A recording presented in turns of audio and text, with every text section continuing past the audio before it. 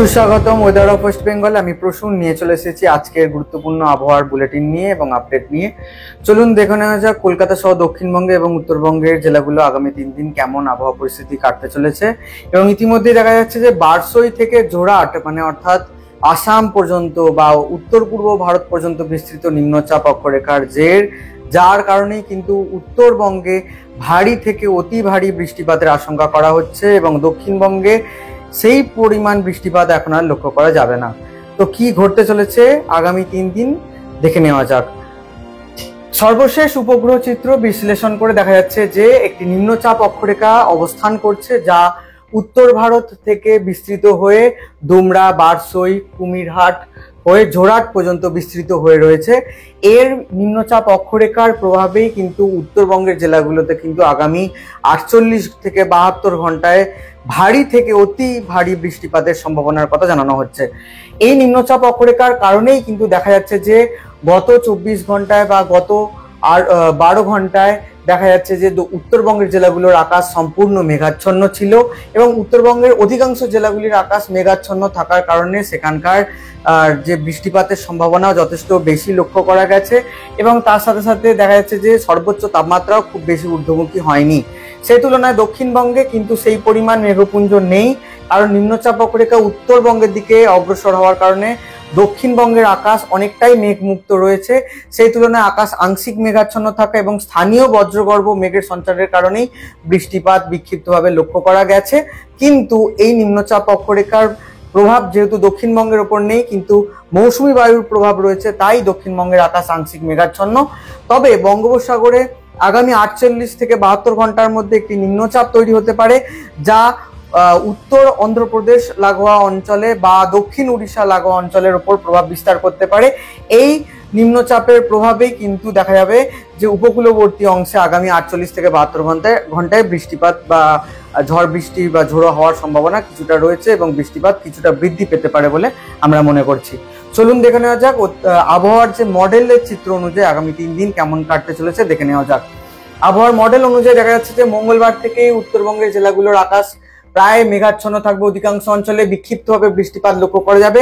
দক্ষিণবঙ্গেও নিম্নচাপের কারণে বিক্ষিপ্ত বৃষ্টিপাত লক্ষ্য করা গেলেও উত্তরবঙ্গের জেলাগুলোতে কিন্তু ভারী থেকে অত্যাধিক ভারী বৃষ্টিপাত লক্ষ্য করা যাবে পার্বত্য অংশে এবং তরাই ডুয়ার্স অঞ্চলগুলোতে। সেক্ষেত্রে দার্জিলিং, জলপাইগুড়ি, কোচবিহার সহ উত্তর দিনাজপুরে ভারী থেকে অত্যাধিক ভারী বৃষ্টিপাত হলেও তুলনামূলকভাবে দক্ষিণ দিনাজপুর এবং মালদাতে কিছুটা কম বৃষ্টিপাত লক্ষ্য করা যাবে।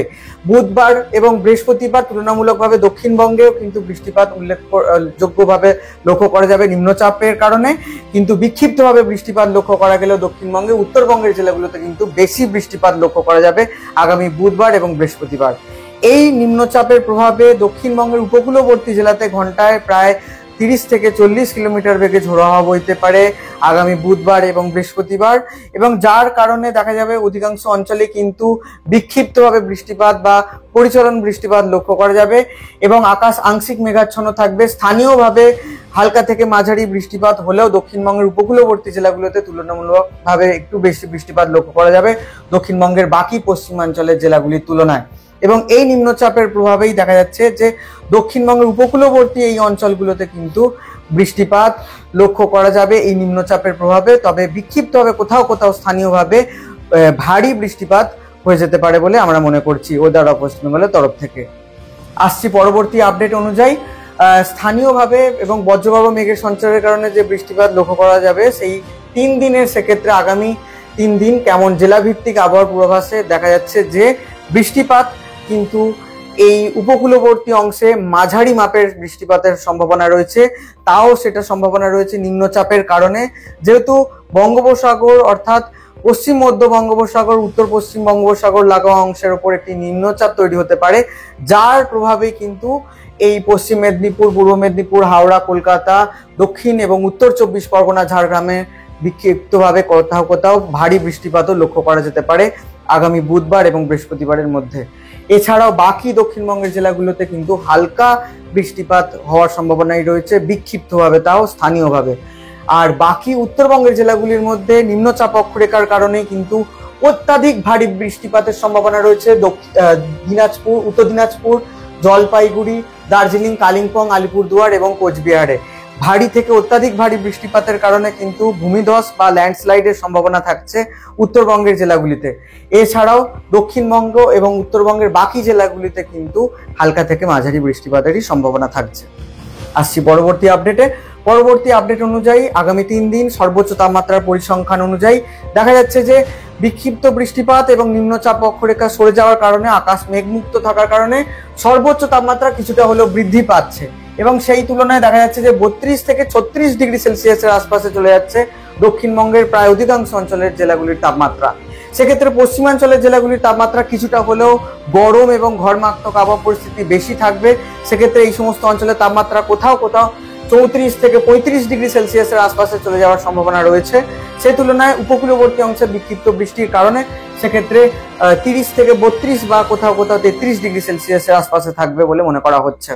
তবে উত্তরবঙ্গের জেলাগুলোতে নিম্নচাপ অক্ষরেখার কারণে এবং অধিকাংশ সময় মেঘাচ্ছন্ন থাকার কারণে সেক্ষেত্রে 28 থেকে 32 ডিগ্রি সেলসিয়াসের আশপাশে থাকবে।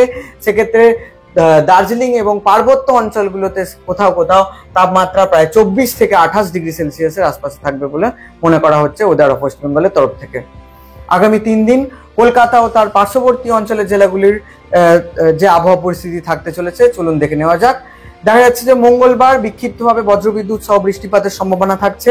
সর্বোচ্চ তাপমাত্রা 33 থেকে 27 ডিগ্রি সেলসিয়াসের আশপাশে থাকলেও ও সেক্ষেত্রে বুধ এবং বৃহস্পতিবার কিন্তু দেখা যাচ্ছে যে বৃষ্টিপাতের তীব্রতা কিছুটা হলে বৃদ্ধি পেতে পারে, যার কারণে মেঘাচ্ছন্নতা বৃদ্ধি পাওয়ার কারণে সর্বোচ্চ তাপমাত্রা 31 থেকে 30 ডিগ্রি সেলসিয়াসের আশপাশে চলে যেতে পারে এবং সর্বনিম্ন তাপমাত্রা 27 থেকে 26 ডিগ্রি সেলসিয়াসের আশপাশে থাকার সম্ভাবনা রয়েছে আগামী 3 দিন।